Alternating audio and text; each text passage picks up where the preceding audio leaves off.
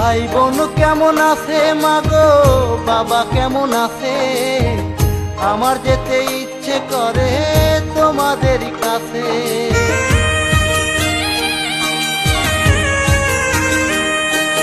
ভাই বোন কেমন আছে মাগো, বাবা কেমন আছে? আমার যেতে ইচ্ছে করে তোমাদের কাছে। ছুটি আমার হয় না, মনে আর মানে না। ছুটি আমার হয় না, মনে আর মানে না। পেট ভরে ভাত কবে খাবো এক বাটিতে বসে?